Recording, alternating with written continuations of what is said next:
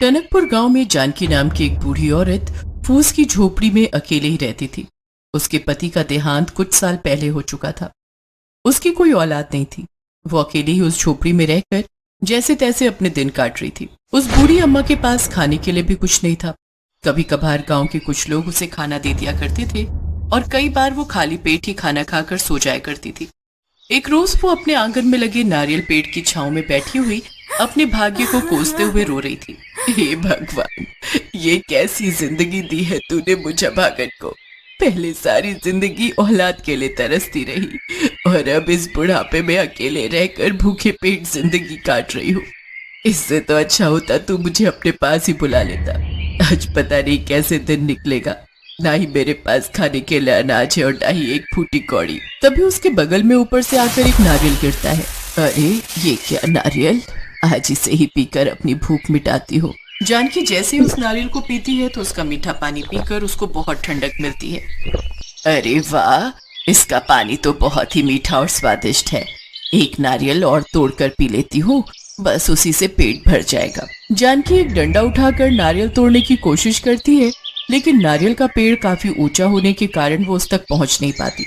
तभी वहां से एक जवान लड़का जिसका नाम धीरज होता है वहां से गुजरता है, जिसे देखकर जानकी उससे कहती है, अरे बेटा, क्या तुम इस बूढ़ी औरत के लिए नारियल तोड़ सकते हो?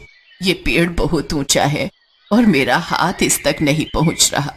अगर तुम चाहो तो तुम भी अपने लिए एक नारियल तोड़ सकते हो। जानकी की बात मानकर वो लड़का नारियल के पेड़ पर चढ़कर 2 नारियल तोड़ता है। एक उसने जानकी को दिया और एक खुद पिया। अरे वाह, क्या मीठा पानी है इसका। स्वाद तो ऐसा है मानो अमृत हो। तुम्हारा बहुत बहुत शुक्रिया बेटा। धीरज वहां से चला जाता है, लेकिन उसकी अमृत वाली बात बार बार जानकी के कानों में गूंज रही थी। तभी जानकी को एक ख्याल आया। बात तो वो लड़का सही कह रहा था, इसका पानी सचमुच बहुत मीठा है। अगर मैं ये नारियल लोगों को बेचूं तो उन्हें जरूर पसंद आएगा। साथ ही मेरी थोड़ी आमदनी भी हो जाएगी, जिससे मेरा गुजारा चल जाएगा। इस उम्मीद के साथ जानकी अगली सुबह उठती है, लेकिन लाख कोशिशों के बाद भी वो उस पेड़ तक नहीं पहुंच पाती। तभी धीरज वहां से जा रहा होता है तो जानकी उससे कहती है, बेटा तू आज फिर मेरे लिए नारियल तोड़ दे, लेकिन आज मुझे 30 नारियल चाहिए। अम्मा, तुमने तो मुझे निकम्मा ही समझ रखा है। अरे मुझे अपने भी काम होते हैं। और इस पेड़ की ऊंचाई देख रही हो, अगर ऊपर से नीचे गिरा तो भरी जवानी में शहीद हो जाऊंगा। और तुम मुझे एक ही नारियल देती हो, उससे मेरा क्या फायदा। अच्छा, एक शर्त पर तो तोड़ूंगा। 30 में से 15 नारियल मेरे और 15 तुम्हारे। बोलो मंजूर है? ठीक है, 15 तुम रख लेना। धीरज जल्दी से पेड़ पर चढ़ता है, 30 नारियल तोड़ लेता है। वो अपने 15 नारियल लेकर चला जाता है। जानकी अपने नारियल उठाकर सड़क किनारे बेचने बैठ जाती है। तभी एक बड़ी सी गाड़ी से 6 लड़के उतरते हैं। अम्मा, 6 नारियल देना। हाँ बेटा, ये लो। अरे वाह, नारियल पानी तो बहुत मीठा है। सचमुच, ये तो सच में बड़ा ही स्वादिष्ट है। अम्मा, एक एक हम सबको और दे दो। वाह भाई वाह, मजा आ गया। ये लो अम्मा, आपके पूरे 600 रुपए। उस दिन जानकी ने कई महीनों बाद एक साथ इतने रुपए देखे थे। ऐसे ही करके उसके पास और ग्राहक आते हैं और उसके सभी नारियल बिक जाते हैं। दूसरी तरफ धीरज भी अपने सारे नारियल बाजार में बेच आता है। आज तो अच्छी कमाई हो गई। अगर वह सारे नारियल मेरे हाथ लग जाए तो मुझे अच्छा मुनाफा हो जाए। एक काम करता हूँ, आज रात में ही सारे नारियल तोड़ लूंगा, ताकि उस बुढ़िया के लिए कुछ भी ना रहे। इधर जानकी आज बहुत खुश थी। आज उसने कई दिनों बाद भरपेट खाना जो खाया था। अगर ये नारियल का पेड़ ना होता तो आज भी मुझे भूखे पेट ही सोना पड़ता। जानकी भरपेट खाना खाकर सो जाती है। तभी धीरज आधी रात को उस नारियल के पेड़ के पास पहुंचता है। अरे, हमने तो कल कितने सारे नारियल तोड़ लिए थे, लेकिन आज ये फिर उतने ही हो गए। धीरज मन में लालच लिए जैसे ही उस पेड़ पर चढ़ता है, लेकिन उस पेड़ पर चढ़े उसे काफी देर हो गई, लेकिन वो ऊपर जा ही नहीं पा रहा था। आखिर ये हो क्या रहा है? मैं जितना ऊपर चढ़ने की कोशिश करता हूँ उतना ही नीचे आ जाता हूँ। तभी वो पेड़ से नीचे गिर जाता है। नीचे गिरने के बाद वो पास में रखा एक बड़ा सा डंडा उठाता है और उससे नारियल तोड़ता है। कुछ ही देर में वो ढेर सारे नारियल तोड़कर बोरी में भर लेता है और उन्हें घर लेकर जाता है। अब मैं इन सब नारियलों को कल बाजार में बेच दूंगा और खूब पैसे कमाऊंगा। इतना कहकर वो सो जाता है। अगले दिन सुबह जब जानकी सोकर उठती है तो वो देखती है कि नारियल पेड़ के नीचे ढेर सारे नारियल रखे हुए थे। हे भगवान, इतने सारे नारियल! लगता है कल रात तेज आंधी आई जिसमें ये सारे नारियल टूटकर नीचे गिर गए। जब वो ऊपर पेड़ की तरफ देखती है तो हैरान रह जाती है। ये पेड़ तो कोई जादुई पेड़ की तरह है। इतने सारे नारियल हमने कल तोड़े, कितने ही आज जमीन पर पड़े हैं, लेकिन फिर भी ये पेड़ नारियल से पूरा भरा पड़ा है। वो उसमें से एक नारियल उठाकर पीती है और बाकी नारियलों को सड़क किनारे बैठकर बेचने लगती है। उधर धीरज सोकर उठकर जब वो बोरी खोलकर देखता है तो उसमें ढेर सारे बड़े बड़े पत्थर होते हैं। उसे अपनी गलती का एहसास हो जाता है और वो जानकी के पास जाकर कहता है, अम्मा मुझे माफ कर दो, अब से मैं तुम्हारे लिए रोज नारियल तोड़ दिया करूंगा।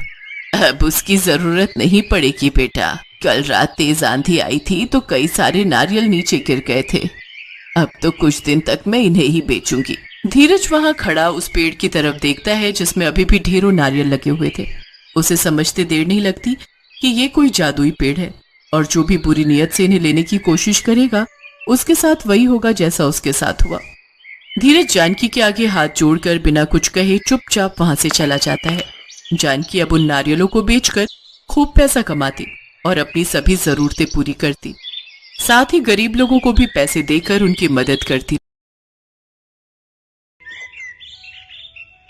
ये कहानी है मीरा की, जो माता रानी की परम भक्त थी। बचपन से ही उसका कोई भी दिन माता रानी की पूजा के बिना शुरू नहीं होता था और अब शादी के बाद भी चाहे उसकी दुनिया पूरी तरह बदल गई थी, लेकिन माता रानी के प्रति उसकी श्रद्धा में कोई बदलाव नहीं आया था। जय अम्बे गौरी मैया, जय श्यामा गौरी, तुमको निस दिन ध्यावत, मैया जी को निस दिन ध्यावत, शिव ब्रह्मा ओम जय अम्बे गौरी। मीरा, ओ मीरा, मुझे खेत जाना है, जल्दी से कुछ खाने को दे दो।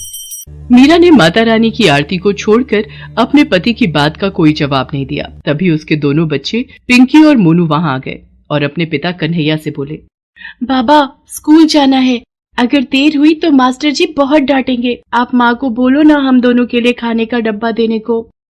मैं क्या बोलूं बेटा, देख तो रहे हो तुम्हारी माँ का ये पूजा पाठ जब तक खत्म नहीं होता तब तक तो वो ना तो किसी की बात सुनेगी और ना ही अपनी जगह से हिलेगी। लगता है आज हम सबको भूखा ही जाना पड़ेगा।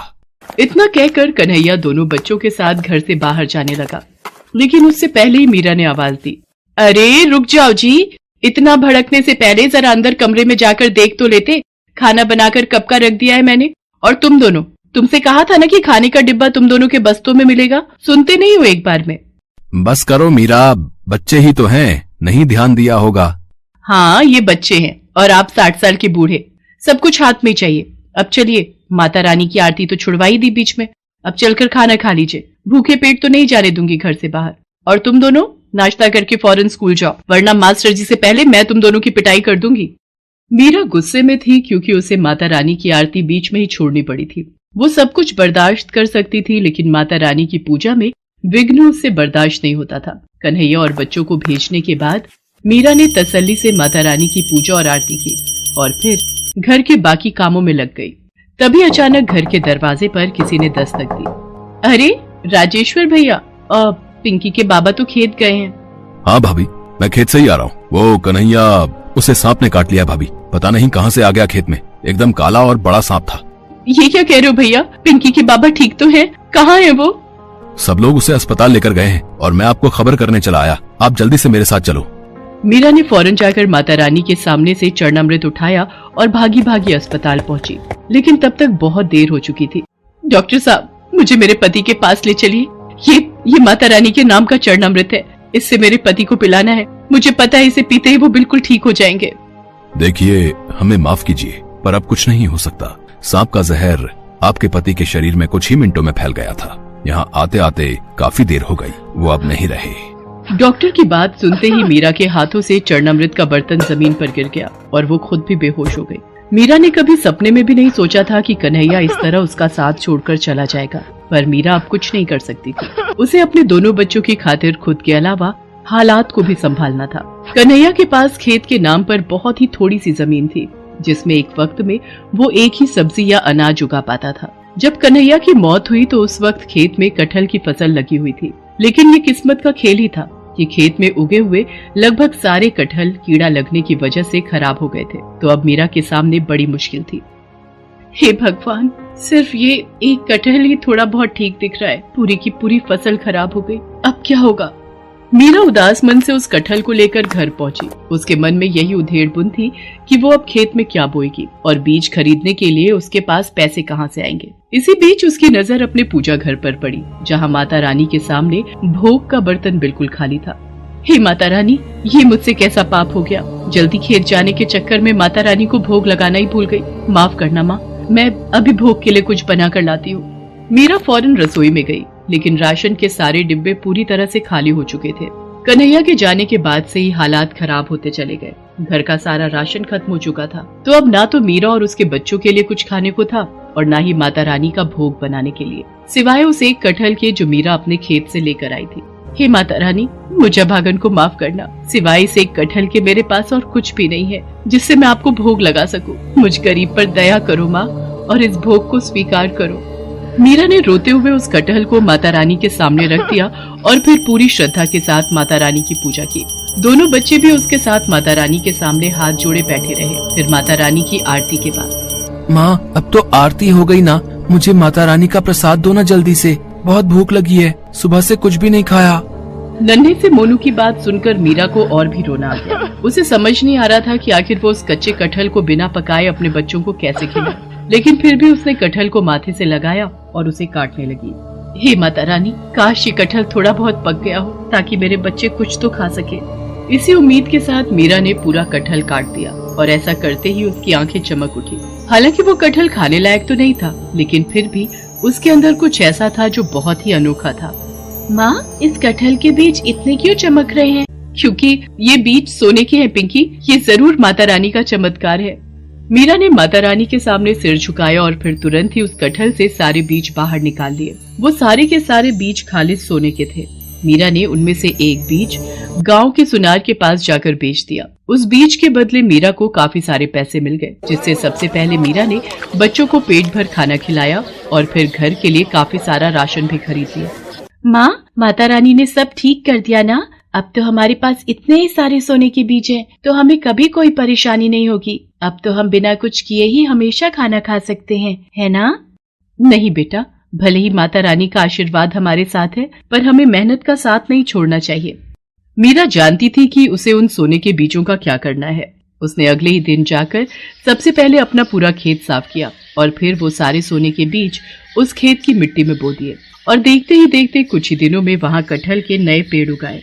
मीरा ने उन सभी पेड़ों का बहुत अच्छे से ख्याल रखा और फिर कुछ ही दिनों बाद उन सभी पेड़ों पर काफी बड़े बड़े कटहल भी उगने लगे। पिंकी, ले बेटा, फिलहाल ये कटहल खाने लायक हो गया है, इसे अलग ले जाकर रख दे, शाम को घर ले जाएंगे। माँ, एक बात तो बताओ, ये सारे पेड़ तो उन्हीं सोने के बीजों से उगे हैं ना, तो क्या इन सारे कटहलों में भी सोने के बीज निकलेंगे? हाँ बेटा, माता रानी का आशीर्वाद रहा तो ऐसा जरूर हो सकता है। मीरा की बात सुनकर पिंकी बहुत खुश हो गई, लेकिन पास ही खड़े गांव के मुखिया के कान एकदम से खड़े हो गए। अच्छा, तो ये बात है, तभी मैं सोचूं कि ये कन्हैया की लुगाई के पास खेती करने के पैसे आए कहाँ से। जरूर ये कोई जादू का चक्कर है, लेकिन जो भी हो, बात सोने की है तो मुझे कुछ तो करना ही पड़ेगा। मुखिया एक नंबर का लालची आदमी था। वो सारा दिन मीरा के खेत के आसपास ही मंडराता रहा और फिर शाम के वक्त जैसे ही मीरा खेत से घर गई तो मुखिया ने अपने कुछ आदमियों के साथ मिलकर मीरा के खेत से सारे कटहल चुरा लिए और उन सबको अपने घर लेकर आ गया। मुखिया ने अपने घर के सभी सदस्यों को उन कटहलों को काटने में लगा दिया, लेकिन उनमें से एक भी कटहल में सोने का नामो निशान नहीं था। दूसरी तरफ मीरा जो एक कटहल अपने घर लेकर गई थी, उसे उसने पहले की तरह ही सबसे पहले माता रानी को भोग लगाया और फिर पिंकी ने उसे काटा। माँ देखो, देखो माँ, इस कटहल में भी सोने के बीज हैं। पिंकी की बात एकदम सही थी। एक ही खेत से निकले कटहलों में आया ये अंतर कुछ और नहीं बल्कि इंसान की अलग अलग फितरत का नतीजा था। मुखिया लालची था, उसे किसी तरह बस सोना चाहिए था, इसीलिए उसे कुछ नहीं मिला। जबकि मीरा मेहनती होने के साथ साथ माता रानी की भक्त भी थी, जिसका फल उसे ऐसे ही कटहलों के रूप में आगे भी मिलता रहा।